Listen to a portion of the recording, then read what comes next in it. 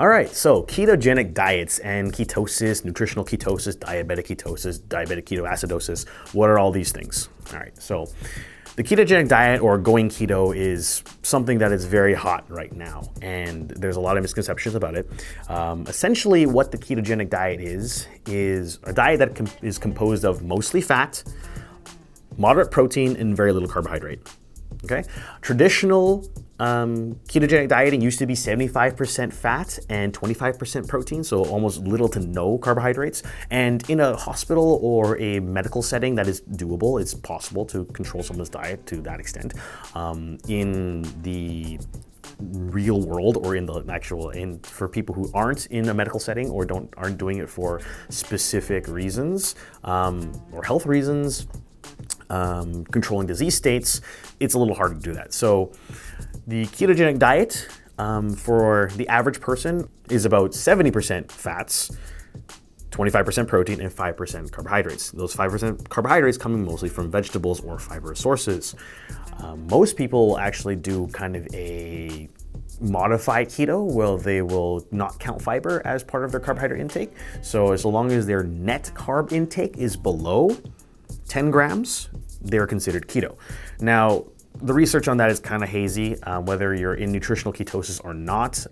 If you plus or minus your fiber is something that is to be found wanting, but the best way to know if you're in nutritional ketosis or not is to either do blood monitor tests, so kind of like what a lot of diabetics do. They have these ketone monitors and you prick yourself and then you find out how many ketones are in your blood, volume is in your blood, and then you can find out if you're in ketosis or not. Another way to find out if you're in nutritional ketosis is if you have the test strips where you basically pee on them and they tell you whether or not you're in ketosis or not.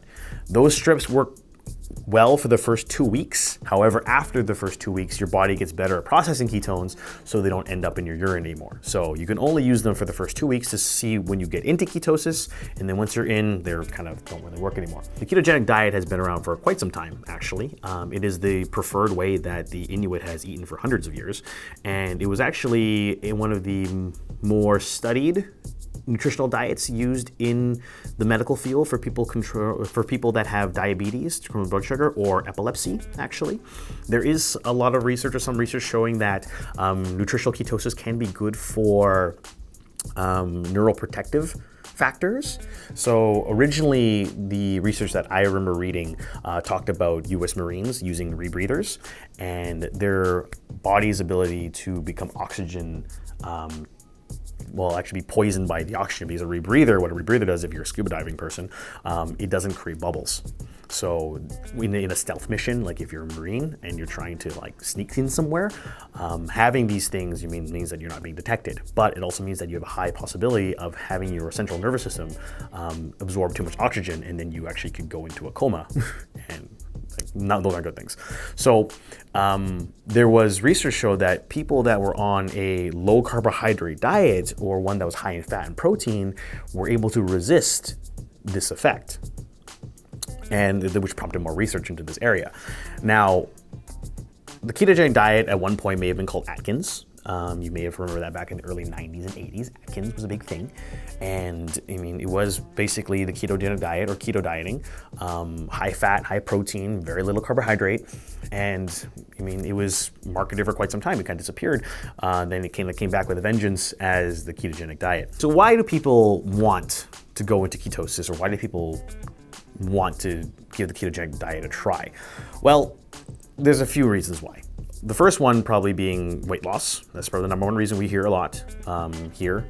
There are some people that want to use the ketogenic diet for exercise performance, or use it for like running or strength training, things like that, because they don't tolerate carbs well. And there are some people that legitimately use it for medical reasons. So if you are somebody who is trying to control blood sugar levels, or you're somebody who is epileptic, then yes, like the ketogenic diet can work for you there, helping reduce symptoms of epilepsy. So for the person who wants to use the ketogenic diet for weight loss, there are a couple benefits. For somebody using the ketogenic diet for weight loss.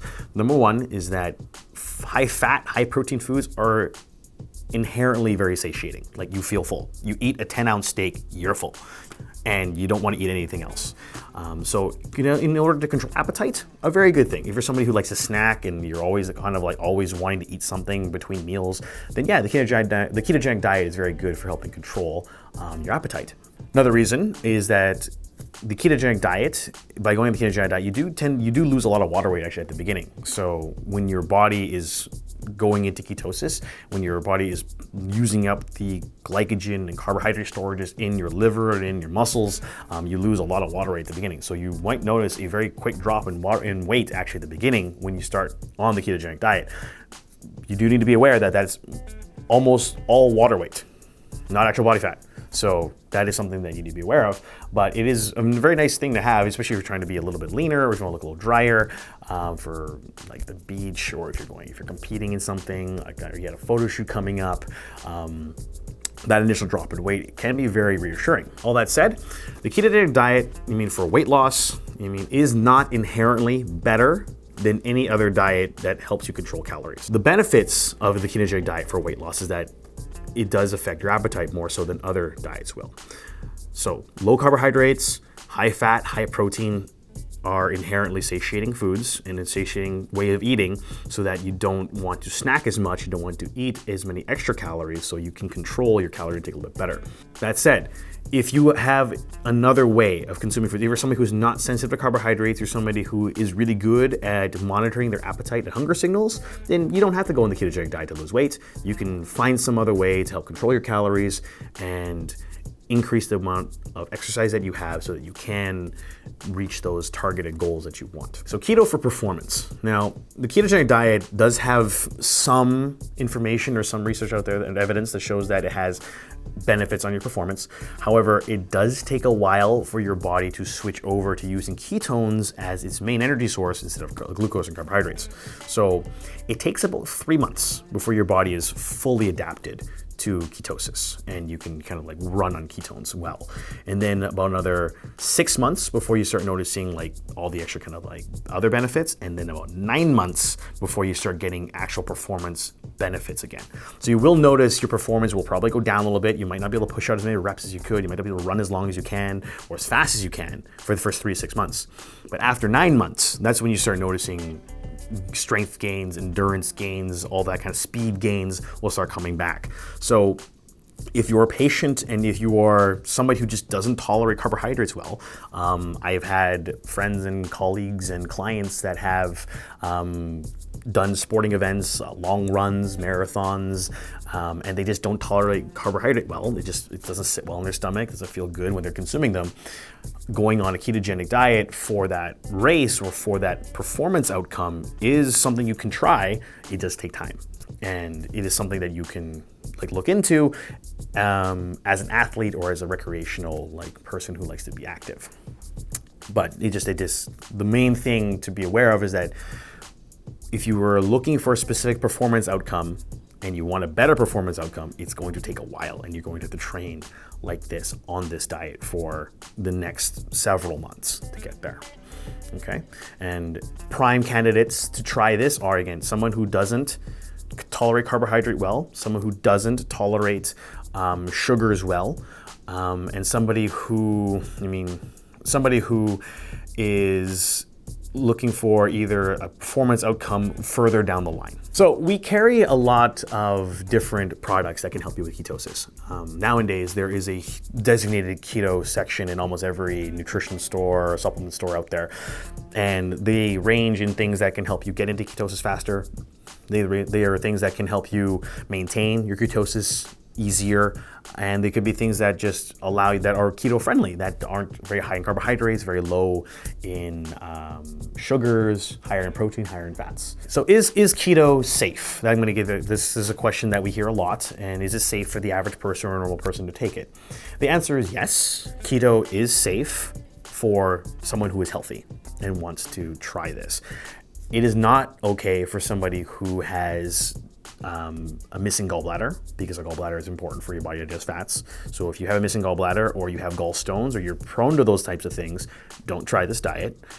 The ketogenic diet also is not okay for somebody who has had their bowel resectioned or has Crohn's disease or colitis, an inflammatory disease of the GI tract. These types of diets can cause extra inflammation, and because they're low in fiber, can cause excess contractions of the guts, and then can cause the walls to thicken, and those aren't good things.